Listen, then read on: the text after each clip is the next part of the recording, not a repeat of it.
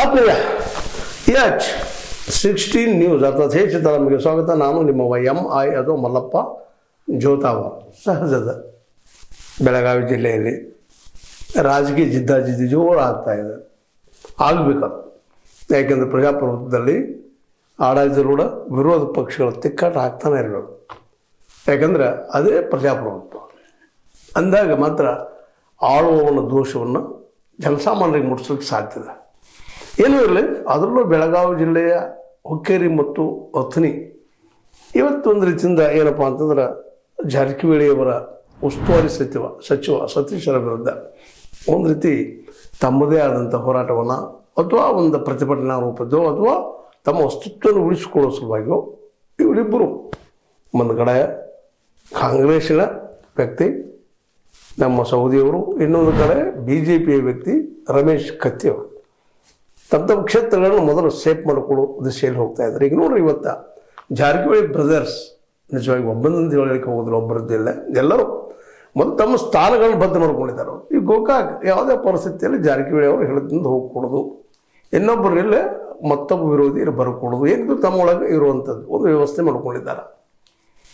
ಈಗ ಅದರ ಜೊತೆಗೆ ಈಗ ಇನ್ನೊಂದು ಸೇರ್ಕೊಂಡ್ಬಿಟ್ಟದ ಏನಪ್ಪ ಅಂದ್ರೆ ಮೂಡೂರಿಗೆ ಭಾಗದ ನಮ್ಮ ಅರಬಾವಿ ಕ್ಷೇತ್ರ. ಅವರು ಸಹ ಈ ಕಳೆದ ಹಲವು ವರ್ಷಗಳಿಂದ ವಿಶೇಷವಾಗಿ ತಮ್ಮ ಕಮ್ಯುನಿಸ್ಟನ್ನು ಬಾಲಚಂದ್ರ ಅವರು ಹಿಡ್ಕೊಂಡಿದ್ದಾರೆ. ಅಂದರೆ ಬಾಲಚಂದ್ರ ಅವರು ಜೊತೆಗೆ ನಮ್ಮ ರಮೇಶ್ ಜಾರಕಿಹೊಳಿ ಅವರು ಇಬ್ಬರು BJPಗೆ ಸೇರಿದಂಥವರು. ಈ ಎರಡು ಕ್ಷೇತ್ರಗಳನ್ನು ಜಾರಕಿಹೊಳಿಯವರ ಒಂದು ಸುಪರ್ದಿಯಲ್ಲಿ ಇಟ್ಕೊಂಡಿದ್ದಾರೆ. ಅದೇ ರೀತಿಯಾಗಿ ಸತೀಶ್ ಅವರು ಈ ಸಲ ಯಾವ ರೀತಿ ಆಗ್ತದೆ ನೋಡ್ಬೇಕಾಗಿದೆ. ಯಾಕಂದರೆ ಎಮ್ಕಂಬಡಿ ಈ ಸಲ ಸುಲಭ ಆಗಲಿಕ್ಕಿಲ್ಲ ಅನ್ನುವಂಥ ಮಾತು. ಯಾಕಂದರೆ ಆ ಭಾಗದಲ್ಲಿ AB ಪಾಟೀಲರು ಮತ್ತು ಈ ಕತ್ತಿಯವ್ರದ್ದು ಒಂದು ಪ್ರಭಾವ ಭಾಳ ಅದ ಅನ್ನುವಂಥ ಮಾತು. ಜೊತೆಗೆ ಅಷ್ಟಿ ಅನ್ನುವಂಥ ಪ್ರಾಮಾಣಿಕ ಒಬ್ಬ ಹೋರಾಟಗಾರ ಅಂತ ಕರೀತಾರೆ BJPಗರು, ಅವ್ರಿಗೇನು ಟಿಕೆಟ್ ಸಿಕ್ಕರೆ ಸ್ವಲ್ಪ ತೊಂದರೆ ಆಗ್ತದೆ ಅನ್ನೋದು ಅಲ್ಲಿಯ ಜನಸಾಮಾನ್ಯರ ನಂಬಿಕೆ. ಹೀಗಾಗಿ ಮೂರು ಕ್ಷೇತ್ರಗಳು ಈಗಂತೂ ಜಾರಕಿಹೊಳಿ ಕುಟುಂಬದವ್ರ ಕೈಯಲ್ಲದ. ಹೀಗಾಗಿ ಇದೇ ನೆಪದಲ್ಲಿ ಇಲ್ಲಿವರೆಗೆ ಬಂದು ಹುಕ್ಕೇರಿನೂ ನಮ್ಮ ಕತ್ತಿಯವರ ಸುಪರ್ದಿಲೆ, ಅಥಣಿ ಹೆಚ್ಚು ಕಡಿಮೆ ಸೌದಿಯವರ ಸುಪರ್ದಿಲೆ ತಮ್ಮ ಕೈಯಲ್ಲಿ ಇಟ್ಕೊಳ್ಳುವಂಥದ್ದು. ಇದುವರೆಗೆ ಬಂದದ್ರಲ್ಲಿ ಯಶಸ್ವಿನೂ ಆಗಿದ್ದಾರೆ. ಆದರೆ ಈ ಸಲ ಮೊದಲು ಏನಾಗಿದ್ದಾರೆ, ಅವ್ರ ಮಧ್ಯದಲ್ಲಿ ತಿಕ್ಕಾಟ ಜೋರಾಗಿಬಿಟ್ಟದ. ಅದು ಒಂದು ರೀತಿ ಜನರ ದೃಷ್ಟಿ ಇಟ್ಕೊಂಡು ನೋಡಿದಾಗ ಒಳ್ಳೆಯದು. ಯಾಕಂದ್ರೆ ಇಬ್ಬರು ಒಳ್ಳೆ ಕೆಲಸ ಮಾಡಲೇಬೇಕಾಗದ. ಕೇವಲ 500ಕ್ಕೋ 1000ಕ್ಕೋ ಈಗ ವೋಟ್ ಹಾಕುವಂಥ ಮನಸ್ಥಿತಿಗಳು ಜನರು ಇಲ್ಲಿ ಬಂದು. ಸ್ವತಂತ್ರವಾದ ಮೀಡಿಯಾಗೆ ಬೇಕಾಗಿರುವುದು ಸ್ವತಂತ್ರ ಧ್ವನಿ. ಆ ಸ್ವತಂತ್ರ ಧ್ವನಿ ಉಳಿಸಲು ನೀವು ಮಾಡಬೇಕಾದದ್ದು ಇಷ್ಟೇ. ಅದೇನಪ್ಪಾ ಅಂತಂತಂದ್ರೆ ನಿಮ್ಮ ಕೈಲಾದಷ್ಟು ಸಹಾಯ ಈ ಚಾನಲ್ಗೆ ಮಾಡಿ ಹಾಗೂ ನಿಮ್ಮ ಧ್ವನಿಯನ್ನು ಕಾಪಾಡಿಕೊಳ್ಳಿ.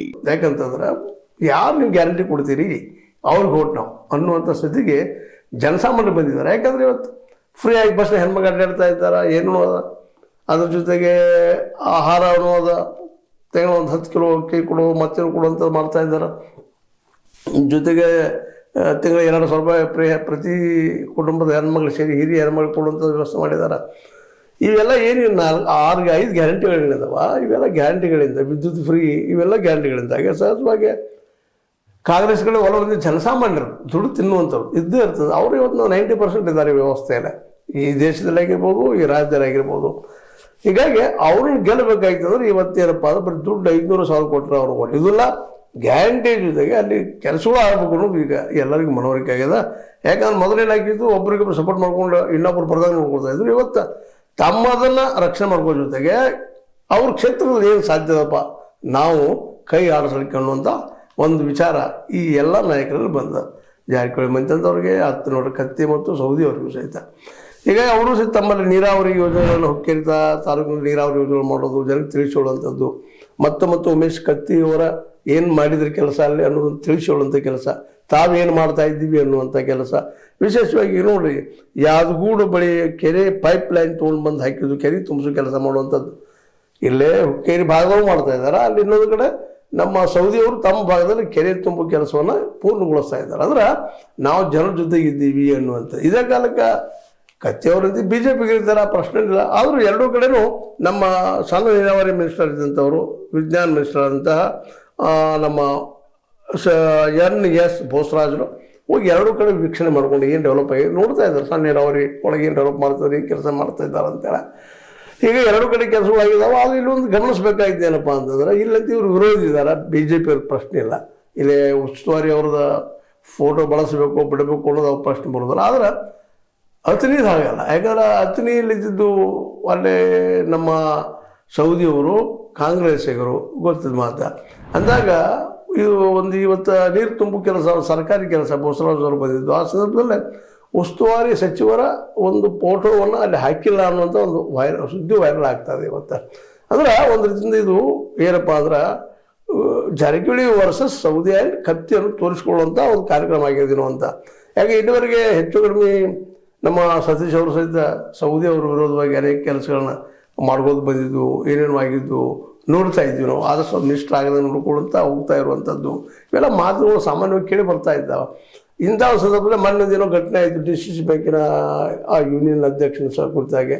ಆ ಸಂದರ್ಭದಲ್ಲೂ ವಿಶೇಷವಾಗಿ ಕಾಂಗ್ರೆಸ್ಸಿಗರು ಹಾಕಿದ್ದು ಸತೀಶ್ ಅವರು ಇವ್ರ ಪರವಾಗಿ ಒಂದಿಷ್ಟು ಮಾತಾಡಲಿಲ್ಲ ಅನ್ನೋದು ಅಸಮಾಧಾನ ಇರ್ಬೋದು. ಬಟ್ ಇವರ ಮಾಡಿಸಿರುವಂಥ ಆರೋಪ ಇರ್ಬೋದು ಅವ್ರದ್ದು. ಏನೋ ಆಗಲಿ ಇವೆಲ್ಲ ಘಟನೆ ದೂರ ಸರಿದಿದ್ರು. ಆದರೆ ಈ ಸಲ ಅಲ್ಲಿ ಉಸ್ತುವಾರಿ ಸಚಿವರು ಇರೋದ್ರಿಂದ ಅದು ಪೋರ್ಟ್ಫೋಲಿಯೋ ಇರ್ತದೆ. ಆ ಮಾತು ಬೇರೆ, ಅಲ್ಲಿ ಅವ್ರ ಫೋಟೋ ಹಾಕಿಲ್ಲ ಸತೀಶ್ ಅವ್ರದ್ದು ಅನ್ನುವಂಥದ್ದು. ಅಂದರೆ ಇವೆಲ್ಲ ಕೆಲಸಗಳು ನಾವು ಮಾಡ್ತಾ ಇದ್ದೀವಿ ಅನ್ನುವಂಥದ್ದು ತೋರಿಸ್ಕೊಳ್ಳುವಂಥದ್ದು ಇವೆಲ್ಲನೂ ಗಮನಿಸಿದಾಗ ಇಲ್ಲಿ ಜನಸಾಮಾನ್ಯರ ಕೆಲಸವನ್ನು ಮಾಡಿ ತೋರಿಸ್ಕೊಳ್ಳು ಮತ್ತು ಮಾಡಿದ್ಮೇಲೆ ತೋರಿಸ್ಕೊಳ್ಳೋ ಸಹಜದ. ನಾವು ಮಾಡಿದ್ರು ತೋರಿಸ್ಕೊಳ್ಳುವಂಥ ಕೆಲಸಗಳು ಎರಡೂ ಕಡೆ ನಡೆದಿದ್ದಾವೆ, ಹುಕ್ಕೇರಿ ಮತ್ತು ಈ ಒಂದು ನಮ್ಮ ಇದು ಅಥಣಿಯಲ್ಲಿ.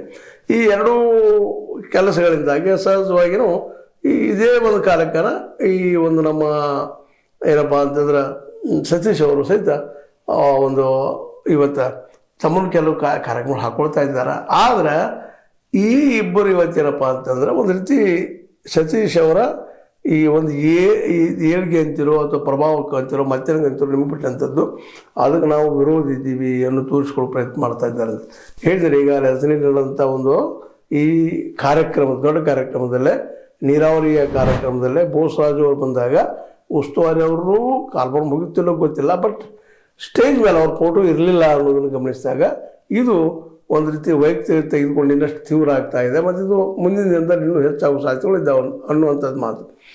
ಈಗ ಏನಿದ್ರು ಈಗ ನಿಂತಿದ್ದು ಇದ್ರ ಮೇಲಪ್ಪ ಅಂತಂದ್ರೆ ಮಿನಿಸ್ಟರ್ಶಿಪ್ ಅದು ಘೋಷಣೆ ಮೇಲೆ ನಿಂತದ. ಅದೇನಾದರೂ ಆಗ್ತದನ ಇಲ್ಲವ ಇನ್ನೂ ಗೊತ್ತಾಗ್ತಾ ಇಲ್ಲ. ಬಟ್ ಡೆವಲಪ್ಮೆಂಟ್ಗಳು ಮಾತ್ರ ನಿಶ್ಚಿತವಾಗಿಯೂ ಈ ಸೌದಿ ಅವ್ರ ವಿರೋಧವಾಗಿರೋ ವಾತಾವರಣ ಕಾಂಗ್ರೆಸ್ನಲ್ಲಿ ಕಾಣ್ತಾ ಇದ್ದಾವೆ ಅನ್ನೋದು ಕಂಡು ಬರ್ತಾ ಇದೆ. ಹೀಗಾಗಿ ಸೌದಿಯವ್ರನ್ನ ಎಷ್ಟು ದಿವಸ ಅಲ್ಲಿ ಕಾಂಗ್ರೆಸ್ನ ಉಳಿತಾರ, ಅದನ್ನ ಬಿಟ್ಟು ಯಾವ ಹೋಗ್ತಾರೋ ಅನ್ನೋ ಸಹಿತ ಇವತ್ತು ಚರ್ಚೆಗಳು ನಡೀತಾ ಇದ್ದಾವೆ. ಹೀಗಾಗಿ BJPಗೂ ಸಹಿತ ನಿಧಾನಕ್ಕೆ ಅವ್ರ ಜೊತೆಗೆ ಸಂಪರ್ಕ ಮಾಡಲಿಕ್ಕೆ ಪ್ರಯತ್ನ ಮಾಡ್ತಾ ಇದ್ದಾರೆ. ಯಾಕಂದ್ರೆ ಅವ್ರಿಗೂ ಗೊತ್ತದ ಬೆಳಗಾವಿ ಜಿಲ್ಲೆ ದೊಡ್ಡದು 18 ಕ್ಷೇತ್ರಗಳಿದ್ದಾವೆ, ಅದ್ರಲ್ಲಿ ಮ್ಯಾಕ್ಸಿಮಮ್ BJPಗೆ ಮಾಡ್ಕೊಳ್ಬೇಕು ಅನ್ನುವಂಥ ವಿಚಾರ ಅವರಲ್ಲದ. ಈ ಹಿನ್ನೆಲೆಯಲ್ಲಿ BL ಸಂತೋಷ್ ಅವರು ಬಂದರು. ಈಗ ನಮ್ಮ ನಮ್ಮ ಬೋಸರಾಜ್ ಅವರು ಈಗ ಅಥಣಿಗೆ ಬಂದಿದ್ದು ಏನಪ್ಪ ಅಂತಂದ್ರೆ ಸಾಧ್ಯಷ್ಟು ಅವರನ್ನು ನಮ್ಮ ಸೌದಿ ಅವರನ್ನು ಕಾಂಗ್ರೆಸ್ ಉಳಿಸ್ಕೊಳ್ಳೋ ಪ್ರಯತ್ನ ಮಾಡ್ತಾ ಇದ್ದಾರೆ ಅನ್ನುವಂಥದ್ದು. ಮತ್ತು ವಿಶೇಷವಾಗಿ ಈ NS ಬೋಸರಾಜು ಅವರು ನಮ್ಮ ಸಿದ್ದರಾಮಯ್ಯ ಮುಖ್ಯಮಂತ್ರಿ ಸಿದ್ದರಾಮಯ್ಯ ಭಾಳ ಆತ್ಮೀಯರು. ಹೀಗಾಗಿ ಸಿದ್ದರಾಮಯ್ಯರ ವಿಚಾರಗಳು ಅವ್ರು ತಿಳಿಸಿರ್ಬೋದು ಅಂತನ್ನುವಂಥದ್ದು. ಸ್ವಲ್ಪ ವೇಟ್ ಮಾಡಿರಿ ಅನ್ನುವಂಥದ್ದು ಇರ್ಬೋದು. ಏನೂ ಇರಲಿ, ಒಟ್ಟಿನಲ್ಲಿ 2 ಶಕ್ತಿ ಕೇಂದ್ರಗಳು ಬೆಳಗಾವಿ ಜಿಲ್ಲೆಯಲ್ಲಿ ತಯಾರಾಗಿದ್ದಾವೆ. ಒಂದು ಕಡೆ ಜಾರಕಿಹೊಳಿ ಸಹೋದರರು, ಇನ್ನೊಂದು ಕಡೆ ಕತ್ತಿ ಮತ್ತು ಸೌದಿ. ಇನ್ನು ಮುಂದಿನ ದಿನದಲ್ಲಿ ಈ ಬೆಳಗಾವಿ ಜಿಲ್ಲೆಯಲ್ಲಿ ಒಂದನೇದು ಪ್ರಶ್ನೆ ನಮ್ಮ ಸೌದಿಯವರು BJP ಹೋಗ್ತಾರ. ಎರಡನೇ ಪ್ರಶ್ನೆ ಒಂದು ವೇಳೆ ಕಾಂಗ್ರೆಸ್ನ ಉಳಿದ್ರು ಸಹಿತ ಜಾರಕಿಹೊಳಿ ಅವರ ವಿರೋಧವನ್ನು ಮಾಡೋದನ್ನು ಬಿಡ್ತಾರ ಅಥವಾ ಅದು ಮುಂದುವರ್ಸ್ಕೊಂಡು ಹೋಗ್ತಾರ. ಮತ್ತು ಅದೇ ಕಾಲಕ್ಕೆ ಕತ್ತಿಯವರ ಸ್ನೇಹವನ್ನು ಒಂದು ವೇಳೆ ಕಾಂಗ್ರೆಸ್ನ ಉಳಿದಾದ್ರೆ ಬಿಟ್ಟು ದೂರ ಸರಿತಾರ ಅನ್ನೋದು ಅನೇಕ ಪ್ರಶ್ನೆಗಳು ಹೇಳ್ತಾ ಇರ್ತಾವೆ. ಬಟ್ ಇದನ್ನೆಲ್ಲ ಗಮನಿಸಿದಾಗ ಡೆವಲಪ್ ಆಗಿದ್ದು ನೋಡಿದಾಗ ಅವರು ಮತ್ತು ಕತ್ತಿಯವರ ಮಧ್ಯದ ಗೆಳೆತನ ಈಗ ಗೆಳಶ ಕಂಠಸ್ಥ ಆಗ್ಯದ. ಪ್ರತಿಯೊಂದು ಸಭೆಗಳಲ್ಲಿ ಸಮಾರಂಭಗಳಲ್ಲಿ ಇಬ್ಬರು ಕೂಡಿ ಹೋಗೋದು ನೋಡಿದರೆ ಅವರು ಈ ಹುಕ್ಕೇರಿ ಮತ್ತು ಅದೇ ಕಾಲಕ್ಕೆ ನಮ್ಮ ಅಥಣಿ ಭಾಗಕ್ಕೆ ಆದಷ್ಟು ಈ ಜಾರಕಿಹೊಳಿಯವರ ಹೆಜ್ಜೆ ಬರಬಾರ್ದು ಅಥವಾ ಅಲ್ಲಿ ಮೂಡಬಾರ್ದು ಅನ್ನೋ ದಿಶೆಯಲ್ಲೇ ಕೆಲಸ ಮಾಡಲಿಕ್ಕೆ ಇತ್ತಿದ್ದೇನು ಸುಳ್ಳಲ್ಲ ಅನ್ನೋದು ಇಲ್ಲೇ ಕೇಳೋ ಪ್ರಶ್ನೆಗೆ ಉತ್ತರ ಹೇಳಬೇಕಾಗಿದೆ. ಅದೇನೂ ಆಗಲಿ, ಈಗ ನಮ್ಮ ಉಮೇಶ್ ಕತ್ತಿ ಅವರು ಹಾಕಿದಂಥ ನೀರಾವರಿ ಹುಕ್ಕೇರಿಯಲ್ಲಿ ಅದರ ಬದಲ 94 ಕೋಟಿ ವೆಚ್ಚದ ನೀರು ಎತ್ತುವಂಥ ಕೆಲಸ ಇತ್ತು. ಅದು ನೋಡ್ಲಿಕ್ಕೆ ಬಂದಿದ್ದರು ನಮ್ಮ ಬೋಸರಾಜ್ ಅವರು NS. ಅದು ನೋಡಿದ್ರು, ಜೊತೆಗೆ ಅಥಣಿಗೆ ಹೋಗಿ ಅಲ್ಲಿಯೂ ಸಹಿತ ಆ ಡೆವಲಪ್ಮೆಂಟ್ಗಳನ್ನ ನೋಡಿ ಕೆರೆ ತುಂಬೋ ಕೆಲಸ ನೋಡಿ ಅಂದರೆ ಅವ್ರು ಅನಿವಾರ್ಯ ಆಗ್ತದೆ ಬೇಕಾಗ್ತದೆ ನೋಡಿದ್ದಾರೆ. ಬಟ್ ಈ ಮಧ್ಯದಲ್ಲಿ ಇದೆಲ್ಲ ಗೆದ್ದು ನೋಡಿದಾಗ ಎಲ್ಲ ನಾಯಕರು ತಮ್ಮ ತಮ್ಮ ಅಸ್ತಿತ್ವವನ್ನು ಬೆಳೆಸಿಕೊಳ್ಳಲು ಪ್ರಯತ್ನ ಮಾಡೋದು ಸಂತೋಷದ ವಿಷಯ. ಆದರೆ ಇನ್ನಷ್ಟು ಜನಪರ ಕಾರ್ಯಕ್ರಮಗಳು ಆಗಲಿ, ಜನರಿಗೆ ಒಳ್ಳೆಯದಾಗಲಿ ಅನ್ನುವಂಥದ್ದು ಜೊತೆಗೆ ಸಾಧ್ಯದಷ್ಟು ಒಂದು ಮಾತ್ರ ಹೇಳಬೇಕಾಗಿದೆ. ಈಗ ಏನು ಗ್ಯಾರಂಟಿಗಳೆಲ್ಲ ಕೊಟ್ಟಿದ್ದಾರೆ ನಮ್ಮ ಸಿದ್ದರಾಮಯ್ಯನವರು, ಫ್ರೀ ಶಿಕ್ಷಣ ಅಪ್ ಟು 10+2 ಮಿನಿಮಮ್, ಅದ್ರ ಜೊತೆಗೆ ಪುಕ್ಕಟೆ ಆದಂಥ ಒಂದು ಬೇಸಿಕ್ ಈ ನಮ್ಮ ಔಷಧಿಗಳು ನಮ್ಮ ಕೇಜ್ರಿವಾಲ್ ಮಾಡಿದಂಥದ್ದು ಮಾಡ್ತಾರಾ ಅನ್ನುವಂಥದ್ದು ಎಲ್ಲಕ್ಕಿಂತಲೂ ಮುಖ್ಯವಾಗಿ. ಇನ್ನೊಂದು ರೈತರಿಗೆ ಪ್ರತಿ ಗ್ರಾಮದಲ್ಲ ಗೋಡೌನ್ ಕಟ್ಟಿಸ್ಕೊಡುವಂಥ ಏನಾದರೂ ಸ್ಕೀಮ್ ಹಾಕೊಳ್ತಾರ ಅನ್ನುವಂಥ ಮಾತನ್ನು ಮತ್ತೆ ಹೇಳ್ತಾ, ಒಟ್ಟಾರೆ ಈ ದಿಸೆಯಲ್ಲೇ ನಮ್ಮ ಕತ್ತಿಯವರು ಅದೇ ಕಾಲಕ್ಕೆ ನಮ್ಮ ಸೌದಿಯವರು ಕೆಲಸಗಳನ್ನು ಮಾಡಲಿ. ಮತ್ತು ಈಗ ಇಬ್ಬರು ಡಿ ಸಿ ಬ್ಯಾಂಕ್ ಡೈರೆಕ್ಟರ್ ಇದ್ದಾರೆ. ಡಿ ಸಿ ಬ್ಯಾಂಕ್ ಮೂಲಕ ಈಗ ಇದ್ದಂಥ ಗೋಡಾವರ ಜೊತೆಗೆ ಈಗಾಗಲೇ 185 ಮಾಡಿದ್ವಿ ನಾವಂತ ನಮ್ಮ ರಮೇಶ್ ಕತ್ತಿಯವರು ಹೇಳಿದರು.